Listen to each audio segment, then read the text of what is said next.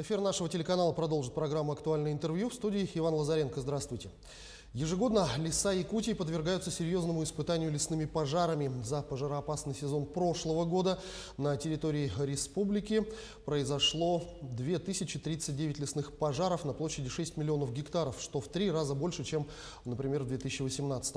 В текущем году пожароопасный сезон начался уже с 11 мая и зарегистрировано свыше 100 пожаров. Что становится причиной лесных пожаров, при каких обстоятельствах они происходят и можно ли их предотвратить, чем чревато для граждан стать виновником лесного пожара, об этом и многом другом, мы поговорим с нашим гостем, с прокурором отдела экономики и экологии Постниковой Альбиной. Альбина Руслановна, здравствуйте, я вас приветствую. Здравствуйте. Ну, давайте, наверное, начнем нашу беседу вот с такого вопроса. Все-таки, что чаще всего становится причиной лесных пожаров и кто, как правило, становится виновником этих лесных пожаров? Да, ну, чтобы ответить на этот вопрос, важно понимать, в какой период возникают лесные пожары, то есть когда они начинают возникать, да. Вот на данном этапе, допустим, не в апреле, а в мае месяце, допустим, либо в июне, все лесные пожары, абсолютно все, за исключением редких случаев, когда пожар возникает от линий электропередачи, допустим, да, или торфяные пожары, виновником выступает именно человек. То есть охотники выходят, допустим, на охоту, они бросают за собой непотушенные окурки, спички. Вот, это все становится причиной лесных пожаров. На данном этапе 70% всех случаев лесных пожаров – это по вине людей, в результате проведения несанкционированных сельхозпалов.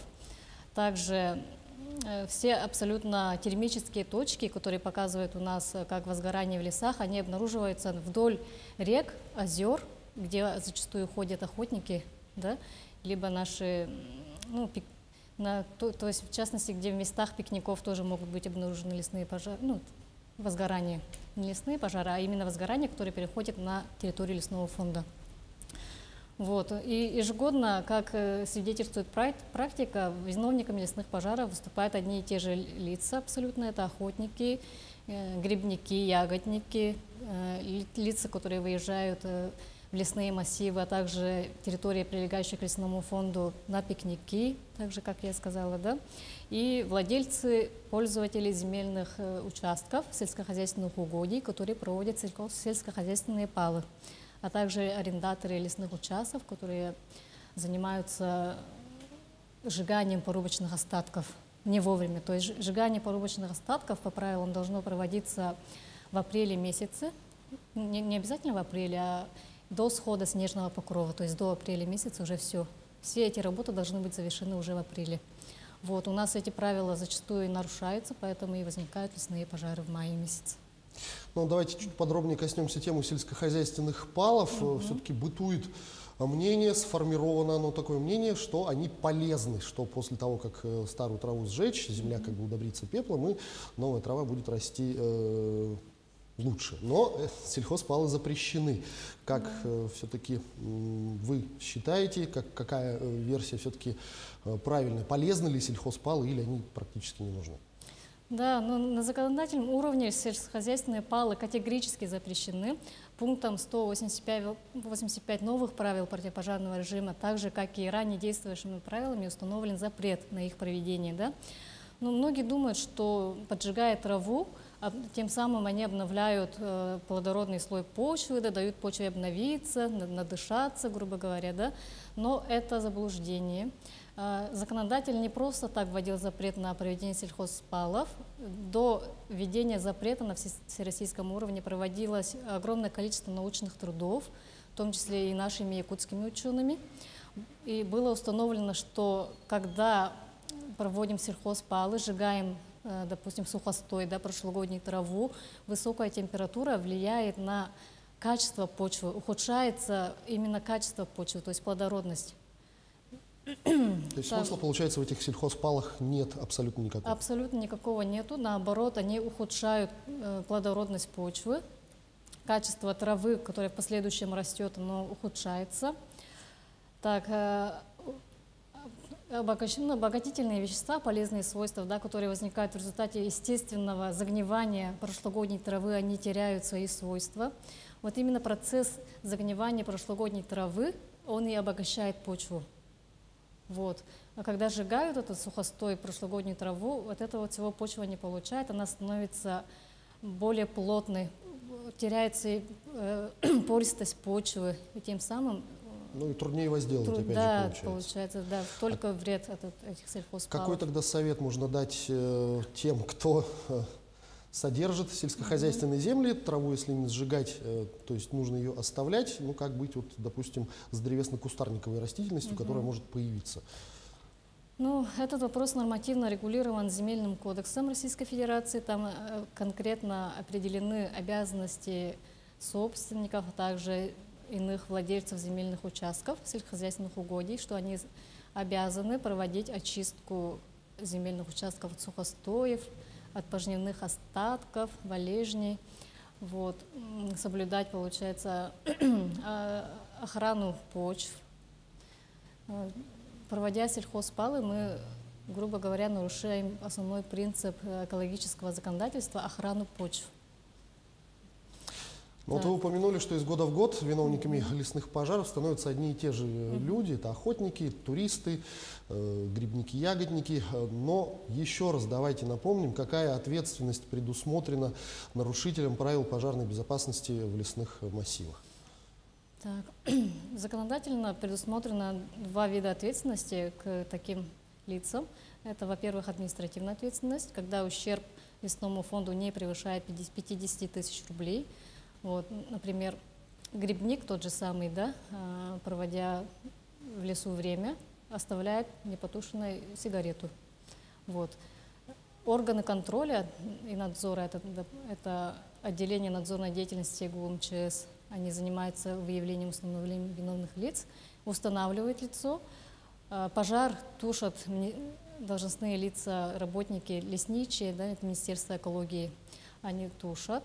Вот это эти все работы потом, получается, устанавливается ущерб лесному фонду, затем расходы на тушение лесных пожаров, которые государство понесло, и вот эта вот вся сумма ущерба вменяется виновному лицу. Если расходы не превышают 50 тысяч рублей лесному фонду, то лицо будет привлечено к административной ответственности по статье 8.32 КоАП, которая предусматривает ответственность в виде штрафа от 200, до 200 тысяч рублей до 1 миллиона рублей. Плюс еще понесенные издержки. Плюс понесенные издержки. Так, дальше, если уже ущерб лесному фонду, именно лесному фонду, превышает 50 тысяч рублей, то уже наступает уголовная ответственность. Уголовная ответственность предусматривает штраф до 1 миллиона рублей, а также лишение свободы сроком до 10 лет. Да, вот такие серьезные у нас сроки, санкции. Но это самые тяжелые случаи, когда ущерб прямо заоблачный, только тогда вот лишение свободы предусматривается. Да? Насколько я помню, в прошлых, позапрошлых годах бывали случаи, там десятки миллионов штрафов. Да, бывали. Есть такие случаи. На примере Среднеколымского района могу рассказать, да, коневод допустил, получается, неосторожное обращение с огнем, выбросил окурок, в результате чего ущерб лесному фонду составил 10 миллионов рублей. Вот эту сумму, плюс расходы на тушение лесных пожаров, прокурор взыскал с него в судебном порядке. То есть с учетом материального положения суд может на свое усмотрение снизить размер взыскиваемого ущерба, но все же для коневода, который живет на севере, такая сумма очень, сами понимаете, колоссальная сумма, да. Вот. Также есть ответственность иных лиц должностных, да, 20.4, есть у нас статья Кодекса об административных правонарушениях, это нарушение правил пожарной безопасности, это когда органы местного самоуправления не соблюдают установленные требования пожарной безопасности, не обновляют либо не прокладывают совсем минерализованные полосы. Это касается тех населенных пунктов, которые непосредственно примыкают к лесным массивам. Их у нас свыше 300 в республике, и все они обязаны проложить минерализованные полосы, чтобы не допустить перехода огня с лесного фонда, да, с лесного пожара на территорию населенного пункта. Но вот кроме очевидных случаев, когда, допустим, вот вы сейчас пример привели коневод, там окурок бросил, установить удалось сразу, скажем так, виновника, все-таки территория лесов огромная, массивная, и как все-таки часто удается привлечь нарушителей пожарной безопасности в случае возникновения каких-то пожаров? Да, вы абсолютно верно заметили, что у нас территория огромная, это 5 Франций, все знают, что у нас большие территории, труднодоступные леса, грубо говоря, этих транспортной инфраструктуры в лесах нету, да. За 2020 год удалось установить 19 виновных лиц, все они привлечены к той либо иной ответственности, к административной или уголовной. Ну, это исходя из того, что летом в основном пожары возникали в результате сухих гроз у нас. И весенние пожары, они все в основном в результате человеческих факторов, ну, по человеческому фактору, да. И весенние пожары, и осенние в основном. Вот, удалось установить 19 лиц.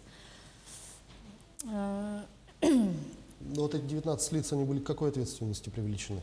5 лиц были привлечены к уголовной ответственности, и остальные к административной ответственности в виде штрафов. То, если ущерба лесному фонду нету, штраф предусматривает 5000 рублей.